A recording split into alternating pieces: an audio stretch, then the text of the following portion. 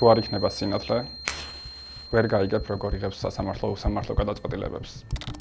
თუ არ იქნება სინათლე, ვერ მოგიყვებით, როგორ იღუპებიან ადამიანები სახელმწიფოს უპასუხისმგებლობის შედეგად. ვითარება არის არასწლოვანი ბავშვი დაიღუპა. თუ არ იქნება სინათლე, ვერ გაჩვენებთ, როგორ ძალადობს სისტემა ადამიანებს. თუ არ იქნება სინათლე, ვერ გაიგებ, როგორ მიდის ხალხის ფული ჩინოვნიკის ჯიბეში. თუ არ იქნება სინათლე, არ გეცოდინება, რომ ყოველი მეხუთე ბავშვი უკიდურეს სიღარიბეში ცხოვრობს. თუ არ იქნება სინათლე, ვერ დაინახავ, როგორ ნადგურდება კულტურული მემკვიდრეობა. თუ არ იქნება სინათლე, ვეღარ გავიგებთ ერთმანეთის ხმას. დღეს საქართველოში თავისუფალი სიტყვა გადარჩენისთვის იბრძვის.